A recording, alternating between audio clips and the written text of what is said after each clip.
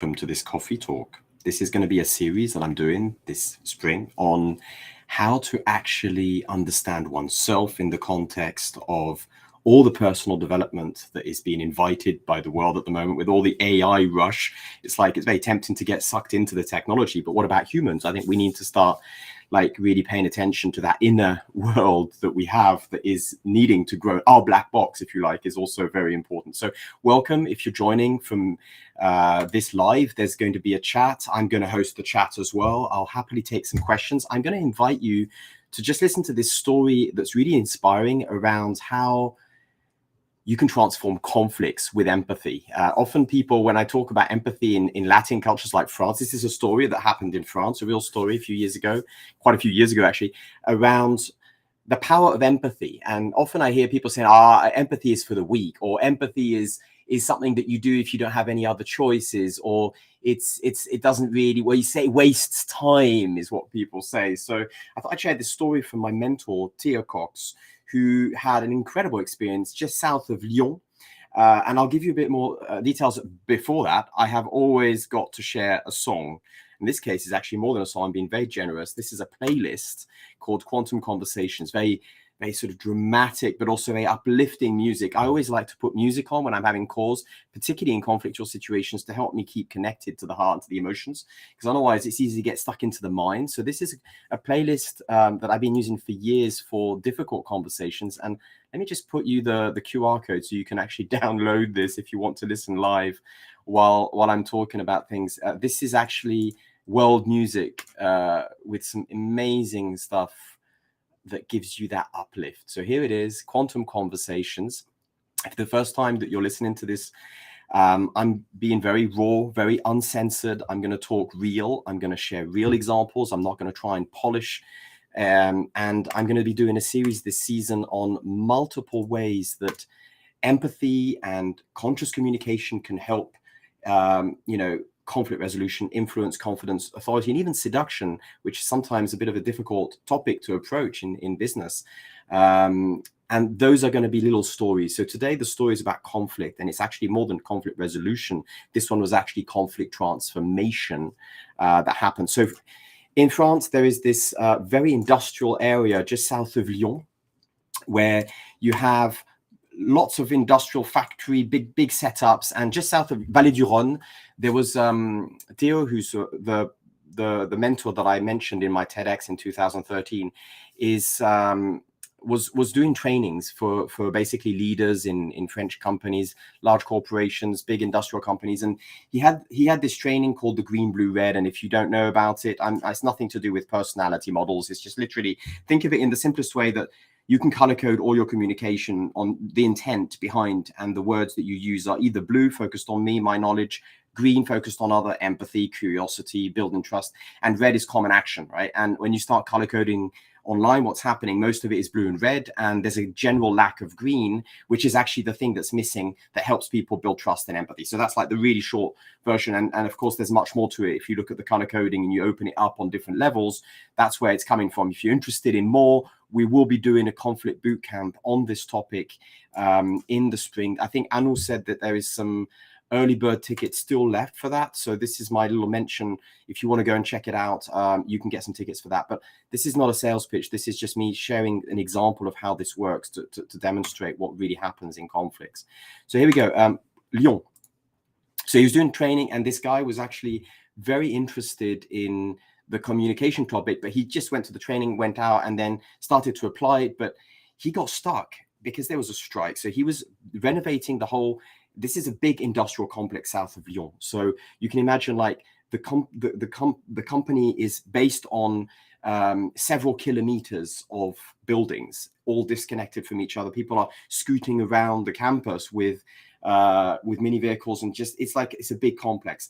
And they had undergone a big renovation where essentially all the buildings were being renewed, and the control rooms where people were monitoring the operations of the factory were actually being renovated. And literally couple of days after the renovation was completed, factory went on strike, complete lockdown. Loads of money was being wasted, and it was becoming a huge problem that they couldn't solve. They had meetings. They had the French unions are quite famous around the world for their ability to sort of bring things to a halt, and that's what happened. And he was so stuck that after a number of meetings, he just was like, right, I need to call Theo. Theo at the time was living in the south in Nice. He gets a call from him in the morning, and it's like, Theo, I need your help. I really need you to come up and help me. Like, can you come for 1 o'clock? There's a TGV, grab the train. I'll pay for it. Just come and help. So Theo goes on the train, arrives in Lyon, and gets a short briefing about the situation.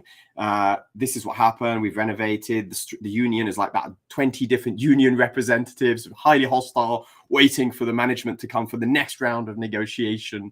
And so he just gets thrown in. And the director introduces a couple of his key leader roles, and then walks him to the door of the room where the negotiation happens, opens the door, introduces him, and says he has the full power. Il est plein pouvoir. He has the full powers for negotiating on my behalf.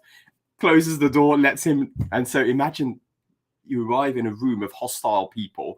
You don't have really much knowledge of what's going on. You're there with the hat of a conflict mediator. And what do? Theo just paused and sort of took a deep breath and went in and said this sentence, which I think is one of those that I invite you to note down. It's like one of those spells. He basically used empathy to understand what was going on. The management thought that they had done something incredible, and the unions were opposing it. So how do you build that into an empathy statement? He said, like, what the management considers to be an innovation, you see as a poisoned gift. And suddenly everybody's like, oh, yeah, exactly. Suddenly he gets the ears of the group, and then he allows the silence to make its magical effect, and then sits down and starts taking control of the group's conversation. And he invites the unions one by one, in order of the biggest in terms of number of representatives to the smallest, with a limited number of time. I'm doing a video on chaotic meeting balances and how it's really important to have clear rules, structure, and timing. And he's basically given them a very simple process of, okay, one by one, if you would like to just share what are your top 3 gripes with this, and so that we can maybe come back to this situation with a holistic perspective. So he's listening very actively, and a great way to do that, by the way, is to take notes in front of people and show them that you're actively listening with your pen and no words. Gets around the whole room, and eventually what happens is that he starts to see a pattern, because he's not there interrupting and trying to sort of disagree. He's literally being green, empathic, and focusing, re-expressing, summaries, re-expressions, like, you can do all sorts of different green verbal techniques to be empathic. It's not enough to just want to be empathic. You can say, this is what I understood. This is what you've been saying. Is there anything else? And he gets a big picture. After a while, he pauses, and he notices that all of them have mentioned so many things, but one in common element was something that seemed very trivial, which was actually that every single unit of that industrial complex had a control room which had a coffee space beside. And the coffee space was actually, from the management's point of view, just a sort of detail. But for the different units, this was where they conducted business negotiations with subcontractors. And it was a massively important space. And now when they centralized the control room, they had a tiny coffee space where only people could stand in, 2 or 3 at a time. And the whole of these different units had no space to do contract negotiations with the coffee, which is what was going on in that culture. And therefore, they were really struggling to do their normal work, because they couldn't have their negotiations you can't just queue for standing coffee and do a proper negotiation for procurement, for example. So that was underestimated by the management, but it was very clearly a huge issue, because it wasn't about having coffee. It was about actually negotiation with subcontractors. Once he understood that, he placed that on the table and said something like,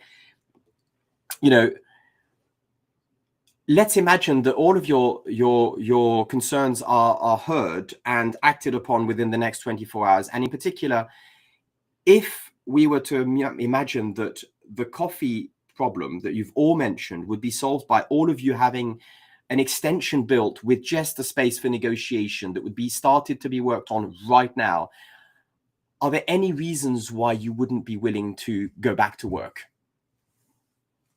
Silence. The whole like room is like stunned because they're so used to confrontation, like I don't like, I want, and all the usual, you know, conflictual conversations. It was just like you could hear the crickets ring in the ears, and then they basically just looked at each other and it worked. They literally unblocked the strike in a couple of sentences. Now, this is a beautiful story because it's really inspiring me when I go into conflict transformation, whether I'm doing that for clients or when I'm training people to do conflict transformation. It's often like a misunderstanding is that people think that talking about others and being empathic is a form of weakness or low status. Actually, it takes courage. It takes practice. It's a very difficult thing to do because it requires us to step away from our individual egos and beliefs and judgments and still hold the space with that kindness that allows people to feel heard, which NVC practitioner is all about. So my invitation to you after this is to try in your daily work this week, for example, to when you have a problem, when you have a conflict, whether it's an expressed conflict with words or whether it's just an internal conflict in your head, start from a credit of intention. Start from understanding that the other is not necessarily opposed with you, but they actually probably have a good reason. The sentence, you probably have many good reasons why you're striking. I just don't understand them. Could you please help me? Is also a sentence that he used. And I think that's one of the most simple and powerful spells you could use for helping to unlock a conflict, because ultimately everybody always has a good reason why they're in conflict.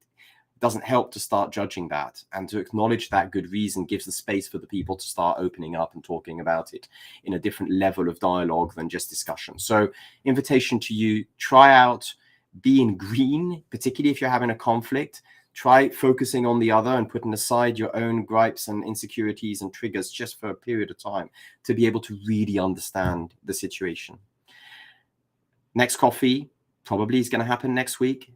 Meanwhile, have a great end of week and stay green, stay empathic and kind to each other.